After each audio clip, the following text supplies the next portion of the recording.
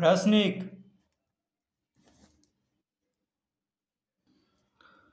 नीचे दिए गए कथन सत्य हैं या असत्य, कारण के साथ अपने उत्तर दीजिए। पहला, प्रत्येक पूर्ण संख्या एक प्राकृत संख्या होती है। तो प्रश्न पहला का पहला में हम लिखेंगे, कह रहा है प्रत्येक पूर्ण संख्या एक प्राकृत संख्या होती है। तो इसमें हम सबसे पहले समझना होगा कि पूर्ण संख्या और प्राकृत संख्या क्या होता है। तो पूर्ण संख्या, सबसे पहले प्राकृत संख्या को लिख लेते हैं, 1 2 3 4 5। तो गिनती की संख्याओं को क्या कहते हैं? प्राकृत संख्या। 1 से शुरू होता है और इसके आगे अगर हम शून्य लगा दें तो ये हो गया। गिनती के संख्या के साथ शून्य लगाने से क्या हो जाता है? पूर्ण संख्या। ठीक है, तो प्रत्येक पूर्ण संख्या एक प्राकृत संख्या होती है। तो देखिए, शून्य क्या है? पूर्ण संख्या है, लेकिन प्राकृत संख्या नहीं है। तो इसमें हम लिखेंगे असत्य है, यानी ये कथन असत्य है। असत्य है। तो कारण भी लिखना है, तो लिखेंगे क्योंकि।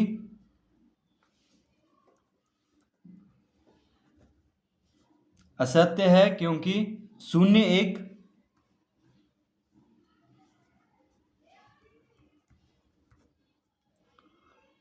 एक पूर्ण संख्या है।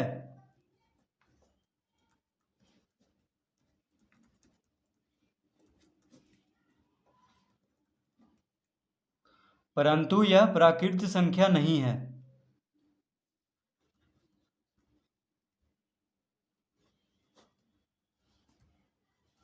परंतु यह प्राकृत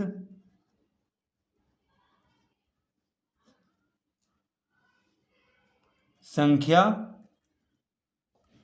नहीं है।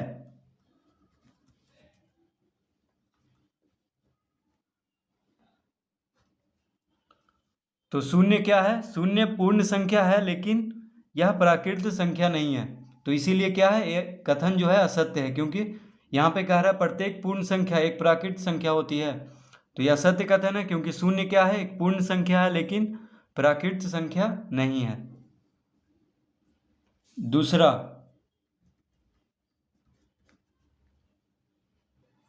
दूसरा है प्रत्येक पूर्णांक एक परिमेय संख्या होती है। तो क्या कह रहा है दूसरा प्रश्न में कि प्रत्येक पूर्णांक एक परिमेय संख्या होती है। तो पूर्णांक क्या होता है, पहले हम इसको समझ लेते हैं। देखिए, पूर्णांक जो होता है, तो ऋणात्मक संख्या जैसे शून्य हो गया,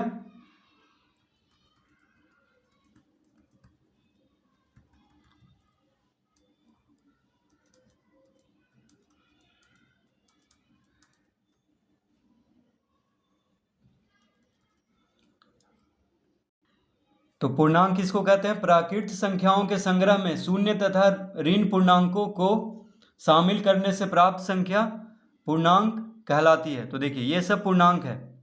ठीक है, तो अभी हम दूसरा प्रश्न को समझने के लिए पहले पूर्णांक समझना होगा। तो शून्य के साथ साथ देखिए धनात्मक संख्या भी है और ऋणात्मक संख्या भी। ठीक है, तो प्राकृत संख्या के संग्रह में शून्य तथा ऋण पूर्णांकों को शामिल करने से प्राप्त संख्या पूर्णांक कहलाती है। तो देखिए, प्राकृत संख्या 1 से शुरू होता है, उसमें शून्य को शामिल कर लेना है और ऋण पूर्णांकों को यानी ऋणात्मक संख्याओं को शामिल कर लेना, उसको क्या कहते हैं? पूर्णांक। तो ये सब पूर्णांक है। इसमें देखिए धनात्मक संख्या भी आ रहा है, ऋणात्मक संख्या भी आ रहा है और शून्य भी आएगा।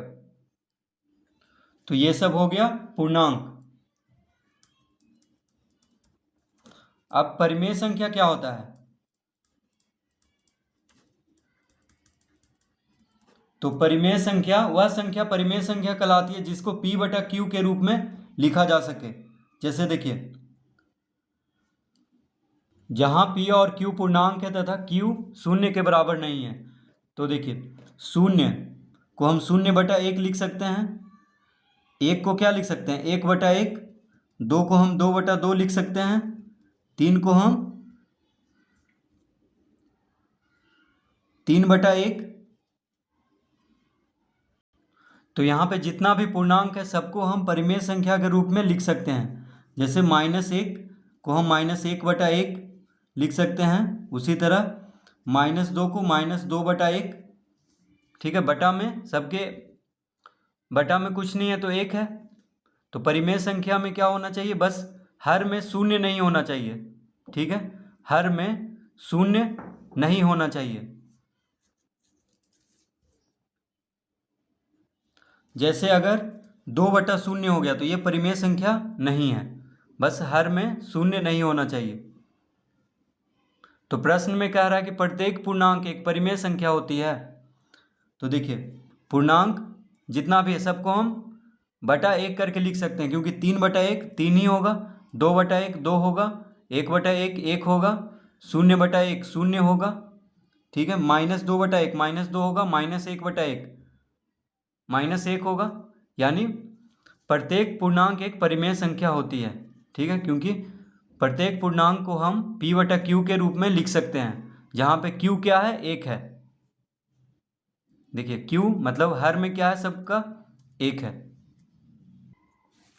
तो इसका उत्तर हम लिखेंगे सत्य है, यानी ये जो कथन है वो सत्य है, क्योंकि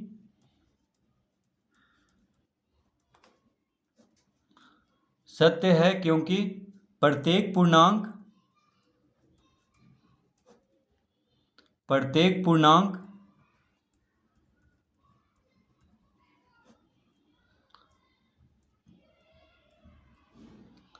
m को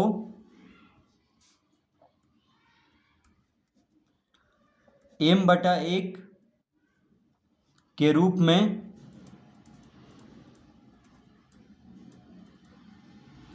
लिखा जा सकता है।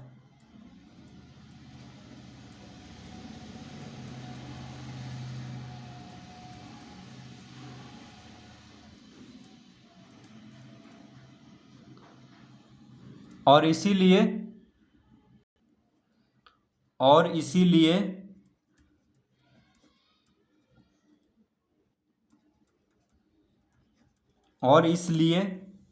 यह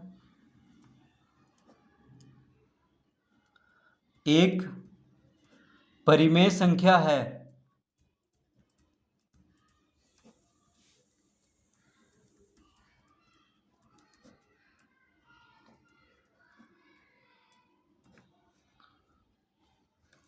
तो ये जो कथन है कि प्रत्येक पूर्णांक एक परिमेय संख्या होती है, ये क्या है, सत्य है, क्योंकि प्रत्येक पूर्णांक m को हम यानी प्रत्येक पूर्णांक को m/1 के रूप में लिखा जा सकता है, इसलिए यह एक परिमेय संख्या है।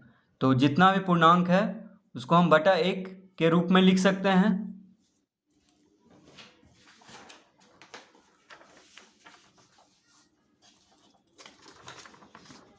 जैसे 2 को हम लिख सकते हैं 2/1, क्योंकि 2 को 1 से भाग देने पे 2 ही आएगा। ठीक है, 0 को हम लिख सकते हैं 0/1, सब परिमेय संख्या के रूप में लिख सकते हैं। तो परिमेय संख्या यानी P/Q के रूप में होना चाहिए, और Q जो है 0 के बराबर नहीं होना चाहिए।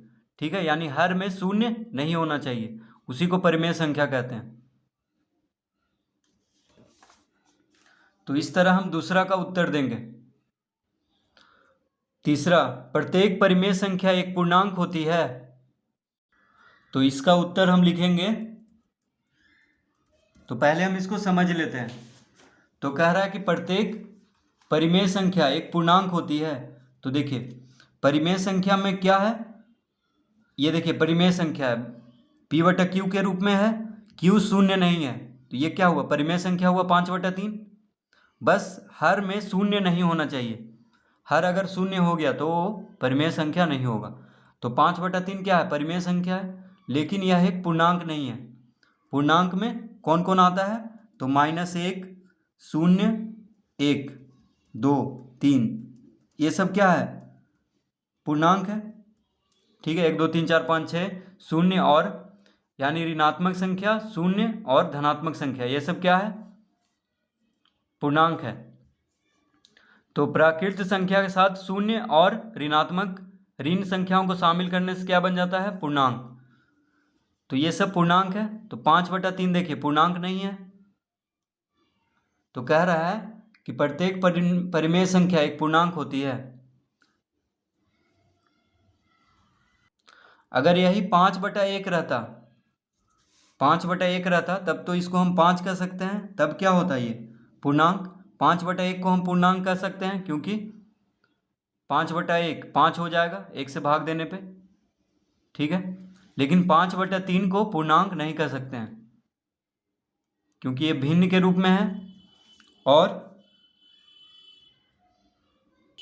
तो अगर हर एक होगा तो उसको हम पूर्णांक कह सकते हैं, जिसका हर एक नहीं है उसको क्या कह सकते हैं? परिमेय संख्या।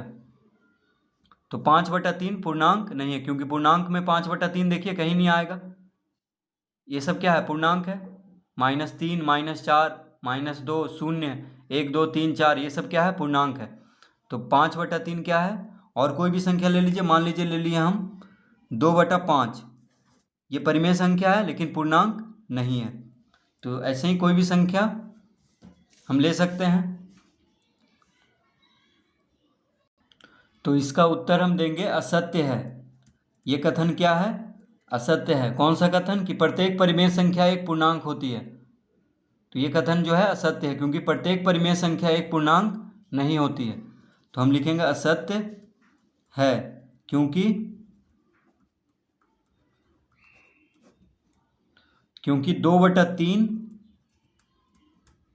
एक परिमेय संख्या है, एक परिमेय संख्या है, लेकिन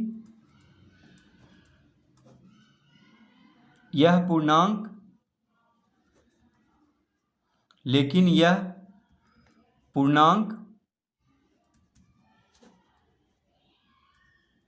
नहीं है।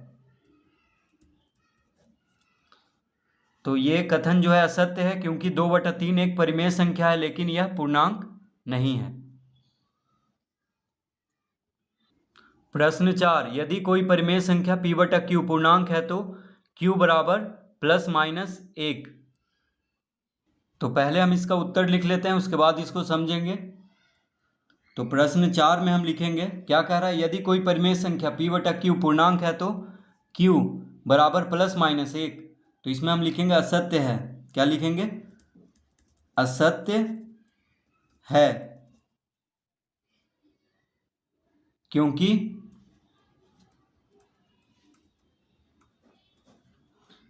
4/2 बराबर 2, 2 क्या है? पूर्णांक है।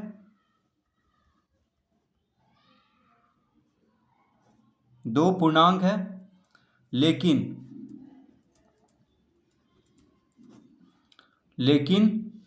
q बराबर क्या है? यहाँ पे 2 है। तो इसको हम समझते हैं पहले। क्या कर रहा है प्रश्न में? यदि कोई परिमेय संख्या p/q पूर्णांक है तो q बराबर ±1 होगा। तो देखिए, यदि कोई परिमेय संख्या p/q पूर्णांक है तो 4/2 क्या है? पूर्णांक है। देखिए 4 को 2 से भाग देंगे तो 2 आएगा, ठीक है। तो 4/2 यानी 4/2 के रूप में क्या है? ये परिमेय संख्या है। तो परिमेय संख्या भी है 4/2 और पूर्णांक भी है क्योंकि 4/2 2 से भाग देने पे 2 आ रहा है जो कि पूर्णांक है। तो 4/2 को परिमेय संख्या भी कह सकते हैं और पूर्णांक भी। लेकिन यहाँ पे कह रहा है कि यदि कोई परिमेय संख्या पूर्णांक है तो ये तो परिमेय संख्या है और पूर्णांक भी है, ठीक है। 4/2 क्योंकि 4/2 2, 4/2 क्या हो जाएगा? 2, 2 से भाग देने पे। तो q बराबर ±1। तो q यहाँ पे 2 है। अगर हम 2 के नीचे तो देखिए 4/2 में इसमें देखिए q p बराबर क्या है? तो p बराबर 4 है और q बराबर 2 है। देखिए p/q के रूप में लिखने पे, ठीक है।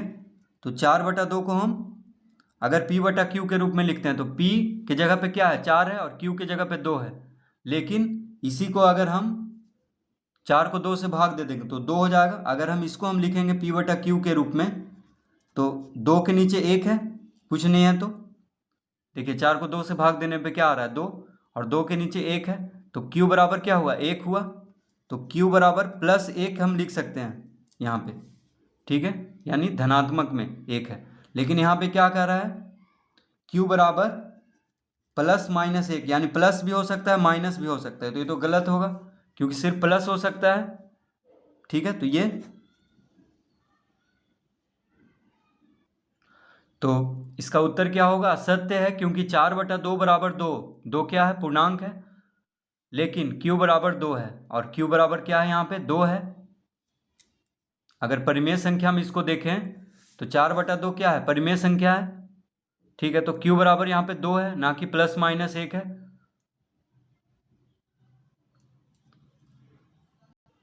तो इस तरह प्रश्न 4 का हम उत्तर देंगे। प्रश्न 5, यदि कोई परिमेय संख्या p बटा q पूर्णांक नहीं है तो q बराबर +-1 नहीं हो सकता है। तो इसका उत्तर हम पहले लिख लेते हैं, उसके बाद इसको समझेंगे।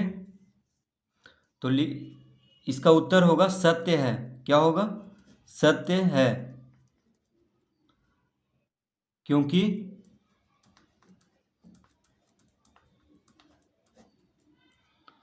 q बराबर +-1, q बराबर +-1 लेने पर p बटा q बराबर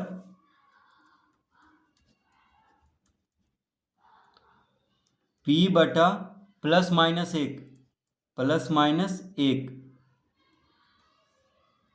बराबर +-p एक पूर्णांक हो जाता है, एक पूर्णांक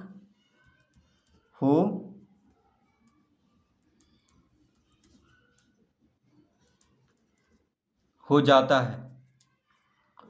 तो सत्य है क्योंकि q बराबर +-1 लेने पर p बटा q बराबर p बटा +-1 बराबर +-p एक पूर्णांक हो जाता है।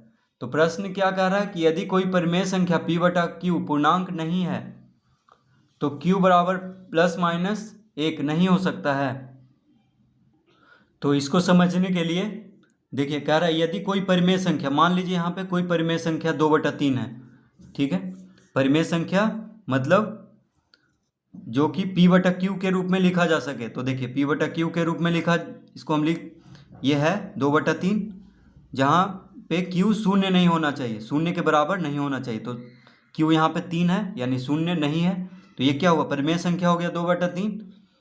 अब कह रहा है यदि कोई परिमेय संख्या p बटा q पूर्णांक नहीं है, ठीक है, ये तो पूर्णांक नहीं है, 2/3 क्या है पूर्णांक नहीं है, ठीक है, तो q बराबर +-1 नहीं हो सकता है।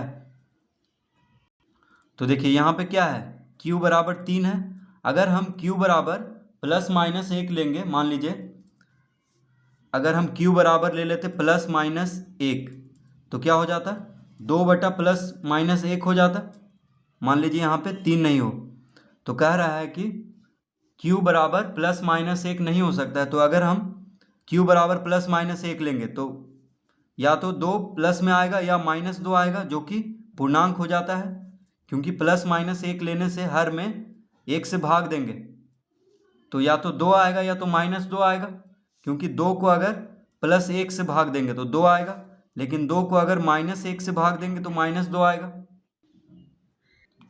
तो इसका मतलब हुआ कि प्रश्न में जो कह रहा है कि q बराबर +-1 नहीं हो सकता, ये सत्य है, ठीक है, क्योंकि यदि कोई परिमेय संख्या पूर्णांक नहीं है तो q बराबर +-1 नहीं हो सकता है, यानी ये सत्य कथन है। तो इसका उत्तर हम इस तरह देंगे।